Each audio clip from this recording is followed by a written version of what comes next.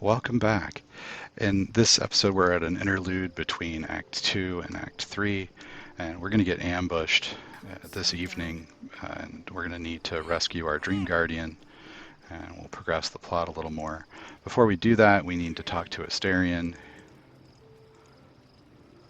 so we're going to head down to do that. You can see he's got an exclamation point.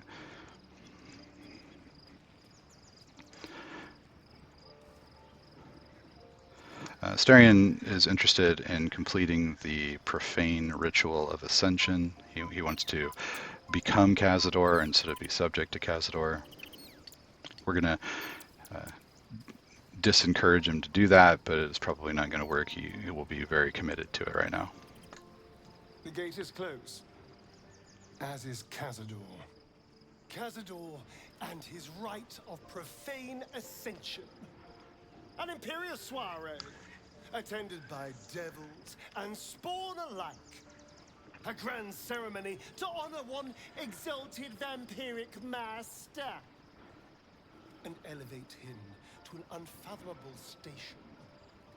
To place him in a position of such esteem.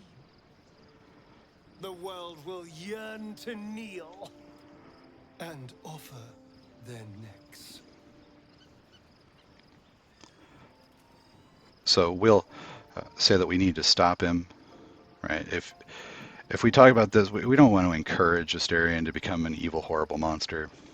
We will kill him, but there's more to it. Think about it. It sounds like Cazador, for all his evils, has gotten further than any of my kind ever have.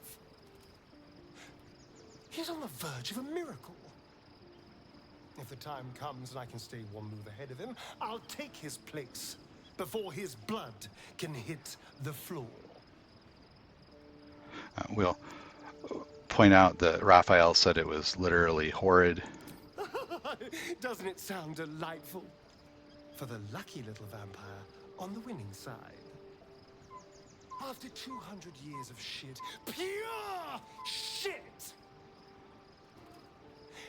I think I deserve something better. I will point out that freedom is not the same as power. All I'm saying is, let's be clever about it. If an opportunity arises for me to become a more magnificent bastard than I already am, why turn it down? Let's find out more about the ritual before we waltz into Cazador's front door. If we track down my old comrades, the other spawn, we may discover more. And be finally positioned for yours truly to ascend. We'll say not to get ahead of himself. We're going to Baldur's Gate, the city of 1 in a million chances, splendor and squalor. Anything could happen. If we don't find my brethren, they'll find us, likely with bared fangs. We should get to them first. Then we can make their pretty tongues talk. Unless Cazador's changed their orders, they'll be in the dens of this town, seeking prey. So we know where to go look for his vampire spawn comrades. As for his ascension, of all the things that are likely to happen in Baldur's Gate, that is one of the least likely things to happen. So we're not going to let that happen. We are here to kill monsters, not make new monsters. We'll talk to Karlach. Gods, Shadowheart looks like a stack of gold. Never thought I could get so excited about someone's forehead, but here we are. And we need Karlach in our party for tonight's ambush. Looks like the troops all trooped up. You'll need to send someone packing if you want me to join. And we'll replace Asterion. Let's hop. All right, let's take a look at our equipment. What we're going to want to do is make sure that our main character here, Alfira, has got the Shapeshifter's Boon ring on, and we'll go ahead and replace the Strange Conduit ring on Lizelle with Crusher's ring. We're going to want movement speed. And here on Karlach, we're going to swap out the armor that she is wearing right now for the Mighty Cloth. So we take a look. This is going to give her strength high enough to throw a humanoid and also advantage on all those checks. our main character Alfira has access to enhanceability to give her advantage on strength checks, and Lizelle will need to get that from Shadowheart. All right, so we also need to make sure that we've got in our inventory at least 2 potions of giant strength of some kind, so we need a strength of over 20 for both Alfira and Lizelle. We could also, if we wanted to, because Lizelle's strength is already 18, we could have her consume the elixir that we got from Araj. So if we were to take a look at our potions, we still have that, haven't used it, that potion of everlasting vigor. So if we wanted to, we could just do that right here, drink with Lizelle, and you see that we've now got a 20 strength. So now we'll just need to consume one of the potions of giant strength. In Act 3, it won't really matter very much because we have access to potions of cloud giant strength, which give us a strength of 27. So being able to add to our strength temporarily isn't particularly valuable for us for the rest of the game. So the potion of everlasting vigor is not really wasted. If you want to make your main character super statty, certainly that's a way to do it, but we're not worried about it. All right, so with our party more or less ready, we're going to go to bed. You'll notice that Alfira's horns clip through the pillows here. That bothers me a little bit too. My apologies. Here we go. The events of the last days weigh heavily upon you. Sleep's rest is slow to come to one whose mind is so full. The Absolute is not a god, but an elder brain controlled by the chosen of the Dead Three. They mean to use it to take control of the Sword Coast. All who carry the tadpole are governed by the brain, and by extension the chosen. It will take but one order to transform them into an army of mind flayers. This would have been your fate too, were it not for the astral prison and the mysterious visitor inside of it. With her help, you have uncovered the cult for what it really is. A plan of conquest orchestrated by the gods of death themselves. Together, you have the power to thwart the Dead Three. If you follow this path to its end, the Elder Brain will not answer to the Chosen. It will answer to you. Will you liberate them from their parasites and their religious delusions? Or will you use the power you gain for your own purposes? Here we have the option to respond, but it doesn't really do much. We're going to choose the option 4 for being a hero. The narrator points out that we would already have been transformed into mind flayers if it weren't for our Dream Guardian. So that's important for this next encounter. We need to side with the Dream Guardian, or we will be transformed into mind flayers, and the game will end. You will not have long to wait. All you need to do now is sleep. But sleep is not for you.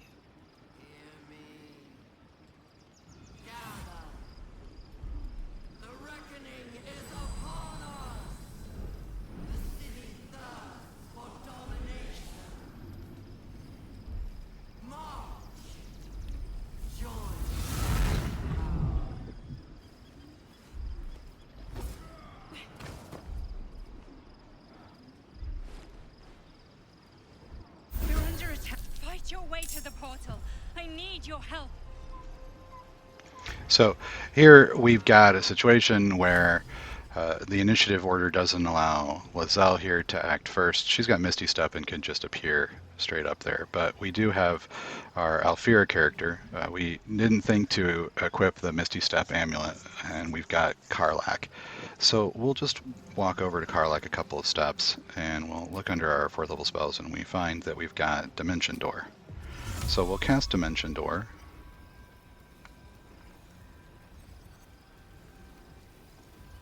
I'm not sure why we're getting the target cannot be moved by force.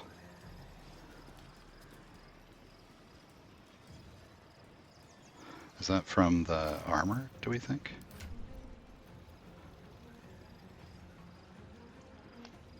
It cannot be pushed against our will. Okay, so let's double check on Karlach here and see our passives.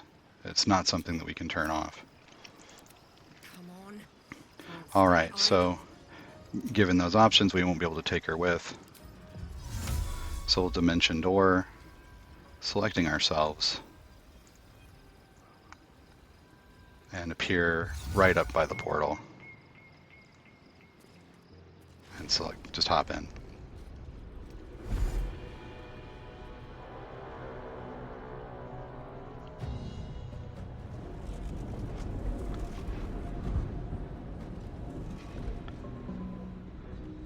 That thing's about to blow.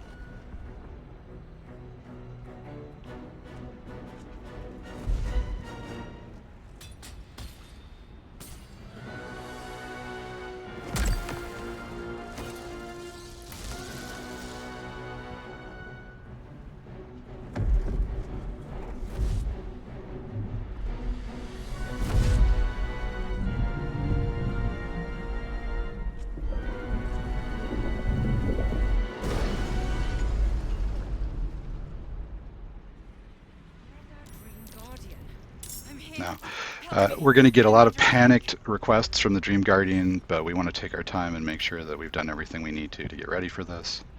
So, Alfira is not strong enough to throw a humanoid, so let's fix that first. So we'll go and we'll drink a potion of giant strength. Alright, so now all of our characters are capable of throwing. With Alfira, we're going to cast Longstrider on the whole party. So, Hurry. herself, I can't hold them back alone. Shadowheart, Lizelle, and Karlak.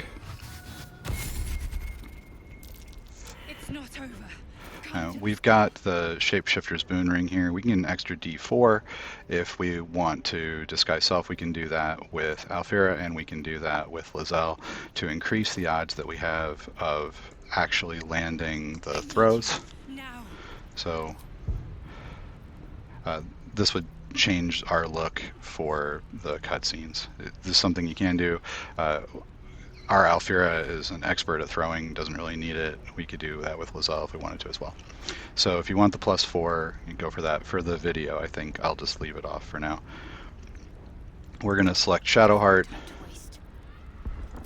and cast Enhance Ability. We're going to choose Bull Strength, and we want to cast that on whichever of the fighters isn't wearing the armor Bull Strength, which I didn't realize until just now prevents forced movement, which is pretty cool. And we'll have our Alfira character cast Bull Strength on herself. So our party is capable of throwing. Everyone has advantage when they throw. We'll take a look and see what the sightline looks like over here, and we're going to crouch. Now, depending on your circumstances here, you might want to break the party apart and use Minor Illusion or Invisibility from a potion to get Yankee to look a different direction. Right, so we can move them to stare at somewhere else if we want, and then move their sight lines around. Please, help me. So this is just to avoid having to deal with these two. And we'll link our party back up and we'll head over. Be careful not to step in the fiery locations. If we step in the fire, it can break our concentration on Bull Strength.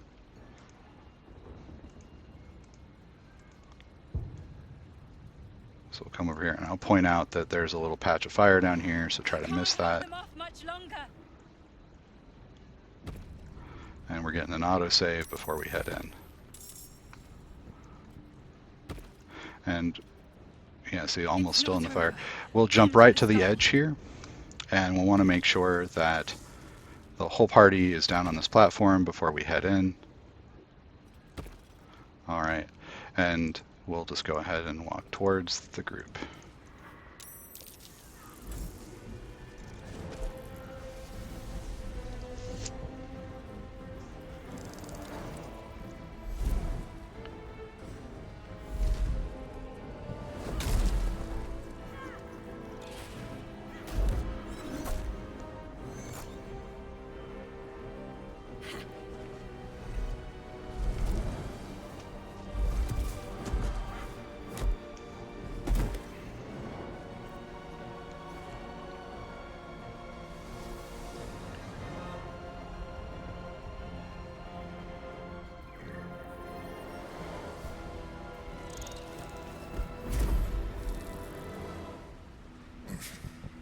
Before you do anything, I am your ally.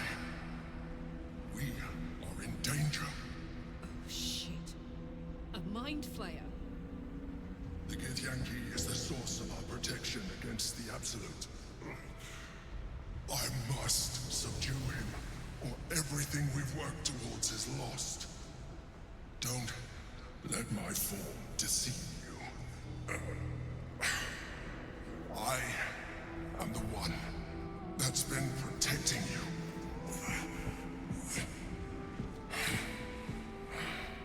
I am the one that came to you in your dreams. Help me. We'll ask him to prove that he's been protecting us. You saved a child from a viper back in the Druid's Grove. You saved the Asima Night Soul from her soul cage. You let me live last time you were here, though it brought Blackheath's wrath upon you. Your continued existence as yourself, and not a mind flayer, should be all the proof you need. Now, help me.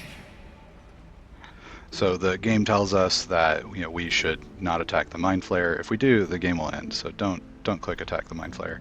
We'll ask how we help. The god. Destroy the god. They prevent me from subduing their master.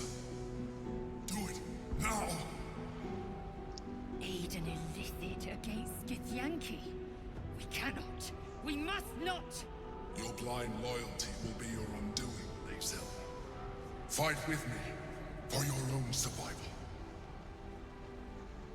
And we'll join the Mind Flayer's fight. Together, we can turn the tide.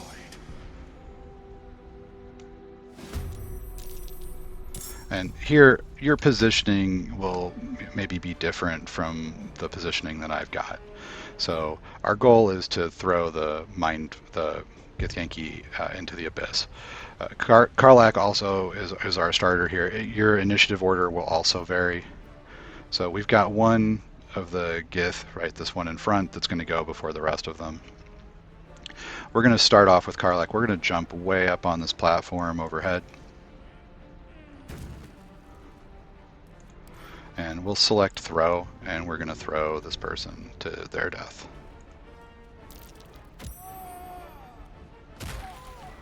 Okay, one down. Never a dull moment.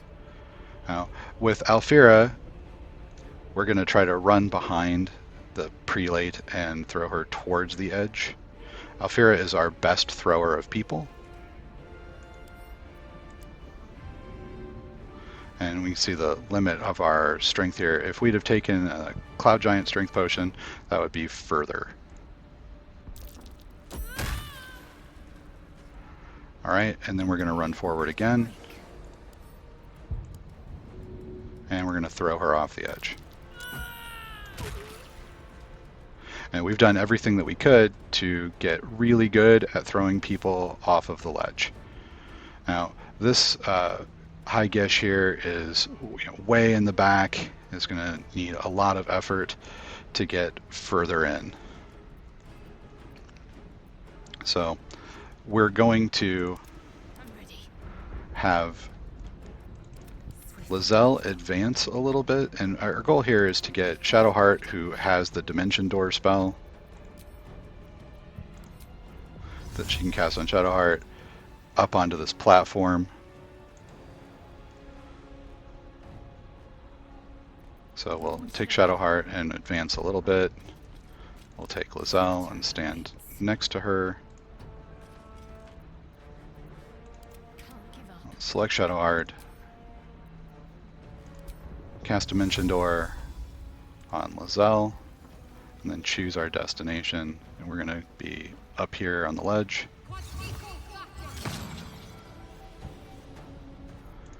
And we're going to select Lizelle and throw this Gith where we see death.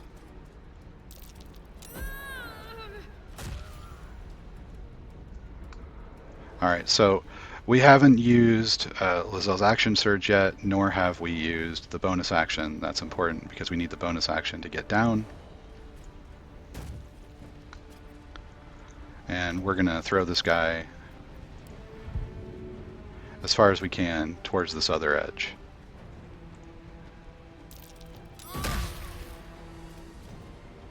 And we're going to advance. And we're out of actions, so we'll action surge. And we're going to throw again.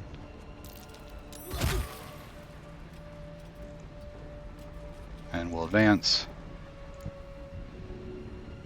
And we'll throw one last time. If we had run out, we have potions of speed. We could use potions of speed with Alfira to move around further and throw more. Thank you. That was too close. Don't look at me like that. I am a mind flayer. Yes. Without me, you would be a slave to the Absolute. It's obscene to owe my life to a damned geich. No more lies, no more tricks. I will have answers. We'll ask why we were deceived. It was necessary. Rare are those that would openly consider a partnership with a mind flayer. Even those who are on a path of becoming one. I was someone once. Someone just like you. An adventurer. I came from Baldur's Gate, though I was never one to be constrained by circumstance. I longed for more. That longing brought me to Moonrise Towers on a search for treasure. To a colony of mind flayers who caught me, changed me into what I am now.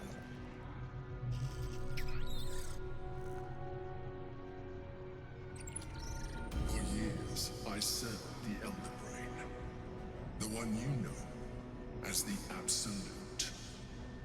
I was a thrall like any other, but I was fortunate. I broke free and started a new life in my own city. I sustained myself on criminals. Unglamorous, but there are plenty of them. Rarely missed. And they fueled me while I did my work. I had the good fortune to meet Duke Stelmane. We formed a partnership, and through her, I became the governing force behind the Knights of the Shield. The largest mercantile operation in Baldur's Gate. People referred to me as the Emperor. Such was my influence. Though of course they had no idea what I really was. My needs were sated. I was happy for a while.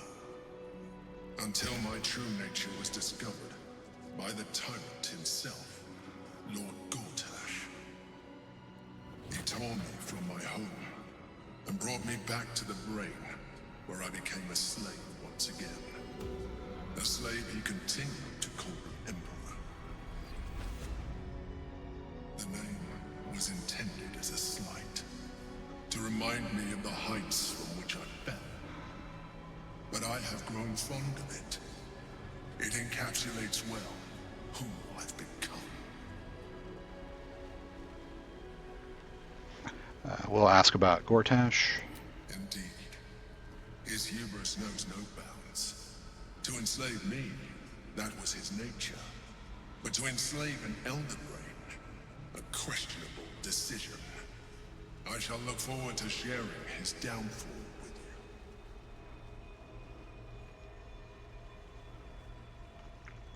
We'll ask about mind flayers having independent thought.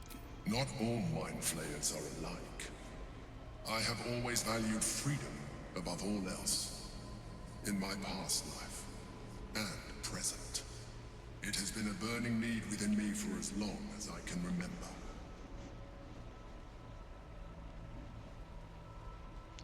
We'll ask what the battle was about. We fought to tame Prince Orpheus, the son of Gith herself. Orpheus? Impossible. He was slain by Justil Kithrak himself. Quite possible, I assure you. His power has been the source of your continued protection against the voice of the Absolute. The power to disrupt hive mind communication. It is the same power that enabled Orpheus, his mother, to bring about the fall of the Illithid Empire eons ago.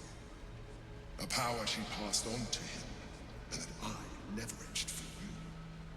When Orpheus's mother left, a usurper took her place. Blackith declared herself queen of the Githyanki. Blackith wanted his power, but Orpheus rose against her, and so she sealed him and his honor guard within this prison. Bound by infernal chains, Orpheus could never leave. Bound by duty, his guard never would. They were close to breaking my hold on that prince.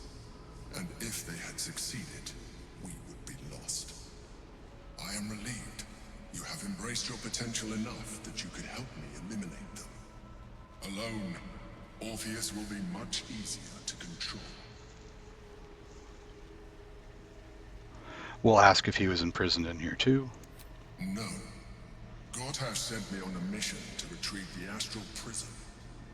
I was one of many, but the first to find it. How Gortash or the other chosen learned of its existence, I do not know. The moment I found it, I felt a change. My free will returning. I followed the feeling inside, and found Orpheus. I realized what the prison was for. Containment. While my body was within the prison's bounds, my mind was free. I could resist the Elder Brain, the Chosen. Better yet, I could plan to overthrow them. All I needed to do was subdue Orpheus and find allies in the outer world. You.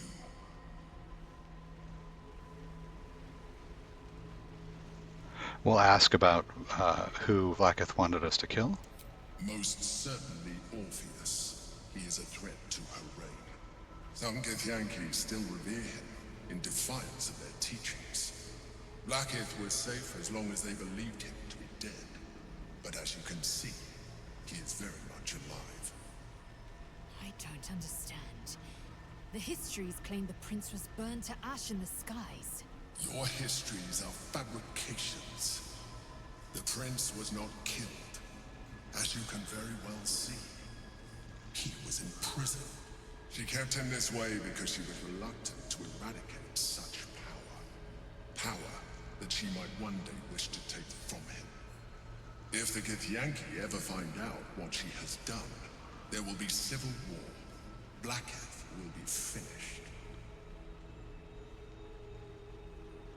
We'll ask what will happen if we free Orpheus. That would be a terrible idea. The moment he is free, he will attack you. Your only defense will be to kill him. And in so doing, he would doom us both.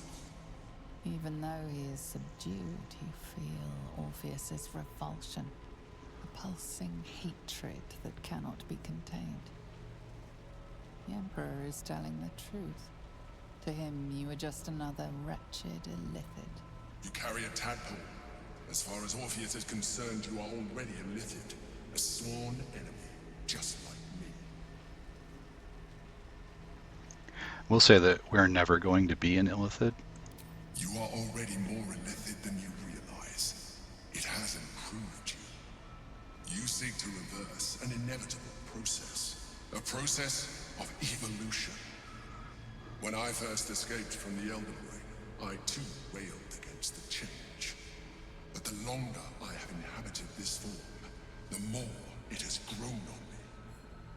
Even if my original body remained intact after I transformed, I would not return to it. Doing so would only impose limitations. As an Illithid, I have far surpassed who I ever was before. You, too, should embrace this change. We'll say that we've been trying to avoid that. I believe we'll have a better chance of defeating the Elder Brain if you embrace your latent Illithid potential. I've been studying you for a while now. I believe I can trigger the next stage of your tadpole's life cycle, while continuing to preserve your independence. You have seen what I can do. Imagine yourself with the same strength, the same intelligence, the same devastating beauty.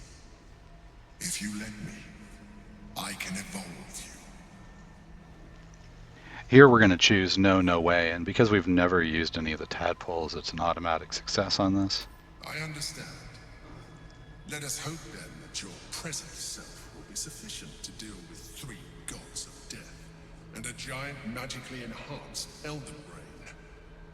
But in case you change your mind...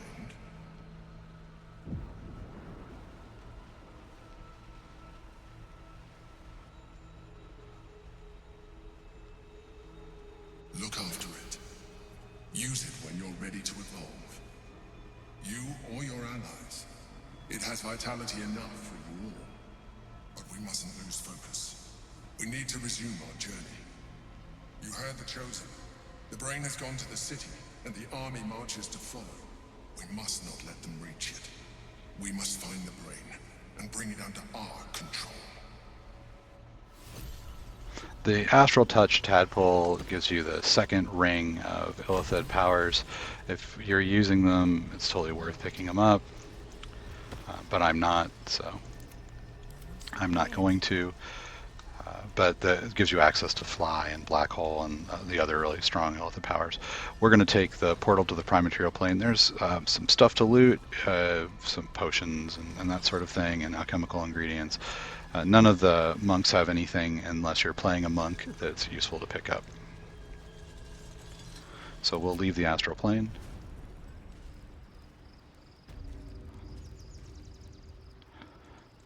And coming back to Worm's Lookout, we see that all of the Gish have been defeated when we defeated their leader.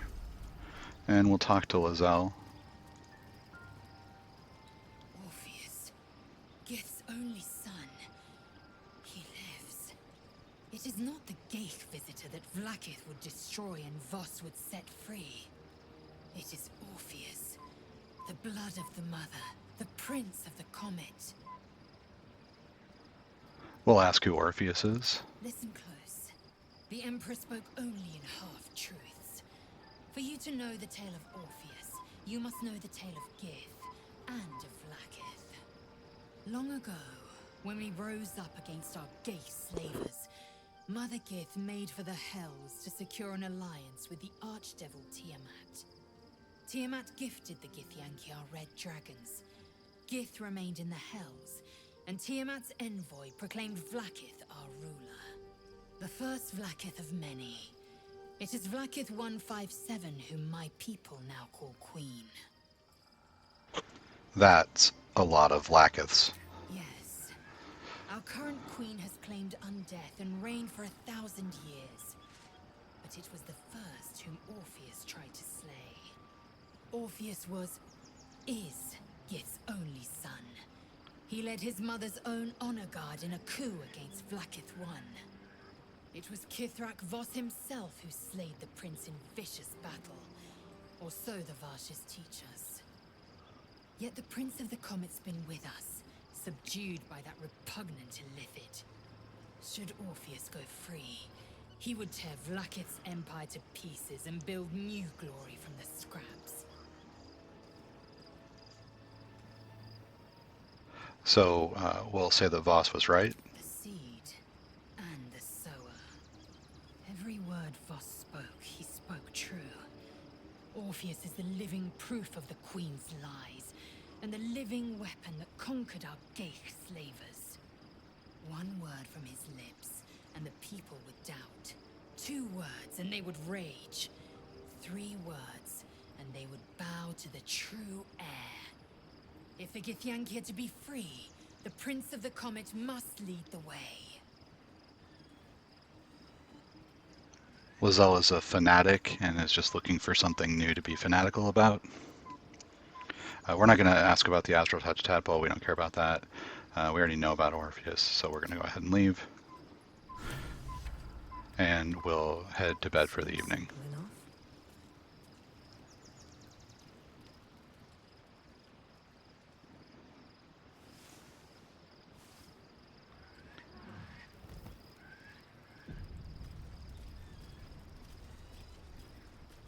And here's where we're going to end this video. I will catch you in the next one where we enter Rivington and Act 3 in earnest. See you there.